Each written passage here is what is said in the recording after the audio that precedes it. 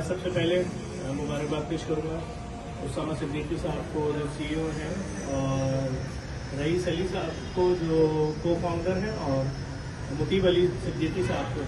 और सबसे पहले आप मुबारकबाद के मुस्तहिक़ हैं कि आपने अपनी एक मल्टीनेशनल कंपनी में नौकरियां छोड़ के और अपना ज़ाती काम शुरू करने का फैसला किया, जो मैं समझता हूँ कराची के हर नौजवान को करना चाहिए। प्राइवेट कंपनियां या जो भी मल्टीनेशनल इदारे यहाँ पर किसी भी लाइन में काम ले रहे हैं हमारे नौजवानों से, शायद ही कुछ इदारे हो जो अच्छे पैसे दे रहे हो, आपकी सारी मेहनत आपका सारा टाइम ले लेते हैं और उसके बदले में आपको बहुत मुख्तसर सी सैलरी दे रहे होते हैं और आप पूरी ज़िंदगी के लिए उनके नौकर बन के रह जाते हैं। आपका जहन मफलूज हो जाता है उन्हीं की उलझनों में, उसी टारगेट्स में, उसी कंपनी की प्रमोशन में जिसकी शायद 1000 रुपये बढ़ते हो या 2000 रुपये का इंक्रीमेंट लगता हो 2 साल की नौकरी के बाद या 3 साल की, और बंदा उसी में उलझ के रह जाता है।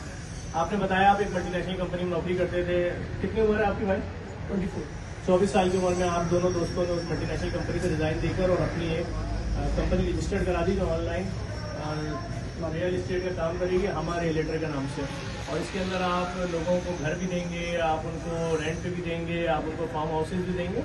ये एक बहुत अच्छा फैसला है और बहुत इनकलाबी कदम है। हम बहुत सारी चीज़ें ऐसी देखते हैं माशरे में जिसको हम शायद नहीं समझ रहे होते कि ये कुछ कमा रहे होंगे, हम नौकरी की तरफ से ध्यान देते हैं। मैं ये नहीं कह रहा कि नौकरी ना करें, लेकिन अगर अच्छी अपॉर्चुनिटी उसको करना चाहिए। लेकिन जब हम जिस सूबे में जिस शहर में रहते हैं यहाँ पर जब हमें मालूम है कि कोटे की बुनियाद के ऊपर सरकारी नौकरी नहीं दी जाती और हमने प्राइवेट नौकरी करनी है, जब तक जिस्म में जान है, हिम्मत है, ताकत है, 40 साल 45 साल की उम्र तक, उसके बाद हम थक जाते हैं। जब थक जाते हैं प्राइवेट कंपनी हमें निकाल देती है, कहते हैं हमें तुम्हारे काम की ज़रूरत नहीं है, चाहे तुम जितने एक्सपीरियंस हो।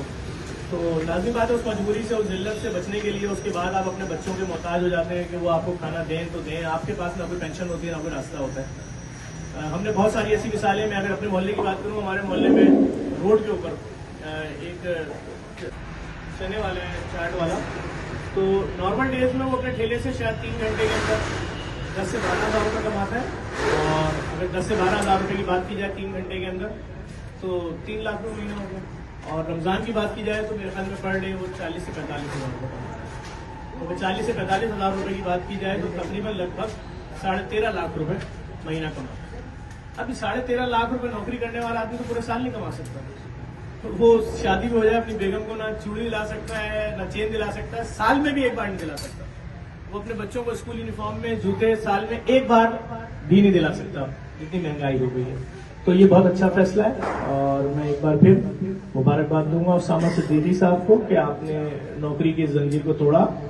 बेशक आपके आबा अजदाद ने की होगी नौकरी, वो जमाने अच्छे होंगे।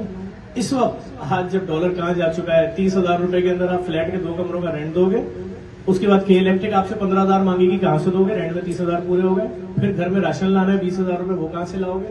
बच्चों की फीस देनी है, वालिदैन की दवाई देनी है, बहन की शादी है उसके पैसे, तो आप ज़हनी मरीज बन जाएंगे, डिप्रेशन का शिकार हो जाएंगे, किसी नशे की लत में मुब्तला हो जाएंगे। तो उससे बहुत अच्छा फैसला ये कि जितनी मेहनत किसी सेठ के लिए गुलाम बन के करनी है, नौकर बन के करनी है, एक छोटी सी अपनी कंपनी बनाई, उसमें मेहनत की, अपने जो काबिल दोस्त है उनको जगह देते चले गए, भले पार्टनरशिप की बुनियाद पे दी, सबने मेहनत और लगन के साथ काम दिया, अल्लाह ताला ने बरकत डाली और बड़ी बड़ी कंपनीज खड़ी हो गई। मैं किसी का नाम क्या लूं, 1000 मिसालें जिनकी मैं आपको बता सकता हूं कि जिन्होंने ठेले से, केबिन से, हम पान वाले को डिस्कस करते हैं तो वो पान वाला 2 साल के अंदर 4 मंजिला बिल्डिंग भी बना चुका होता है अपनी। आप शर्माते रहिए, आपके पास नहीं होगी, आप नौकरी कर रहे हैं यार, आप सुबह उठ रहे हैं 8 बजे, रात में शादी से आए 1 बजे 2 बजे उठ रहे हैं, तैयार हो रहे हैं, कपड़े इस्त्री कर रहे हैं, बच्चे की बहन आई नहीं आई, आपको ऑफिस पहुंचना है, अगर 8 बजे अंगूठा पंच नहीं किया मशीन के ऊपर तो आधी तनख्वाह गई।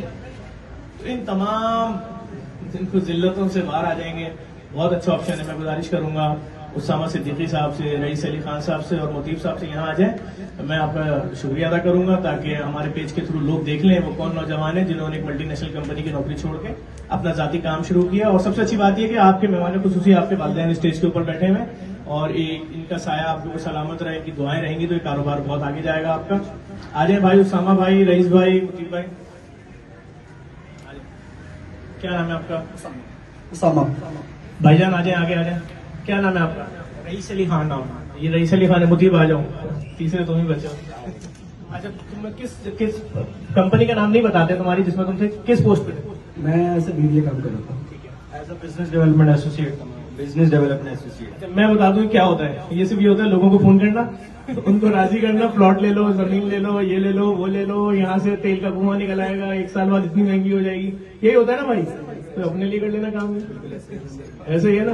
तो भाई ये है फ्यूचर, आगे बढ़े, कुछ भी करें यार, सब्जी की एप्लीकेशन बना ले। झूठ नहीं बोल रहा हूँ, जो प्याज आपको मंडी से मिलती है 20 रुपए किलो, वही शहर में बिक रही होती है 70 रुपए किलो। भाई 10 किलो प्याज बेच लोगे 700 रुपए, यानी 21,000 रुपए महीना। तो एक सब्जी पर फिर पालक, लौकी, ये वो सब अगर साइड पे करो, लाखों रुपए कमा सकते हैं। शर्माने की जरूरत नहीं है। कराची के साथ मुश्किल है, सरकारी नौकरी नहीं देते कोटा सिस्टम की वजह से। एक बार फिर आप तीनों को मुबारकबाद दूंगा, प्रोग्राम आपका है, होस्ट मैं कर रहा हूँ। मुबारक आप लोगों को, थैंक यू। सर एक छोटी सी आप चले भाई, मुबारक हो बहुत बहुत भाई आप लोगों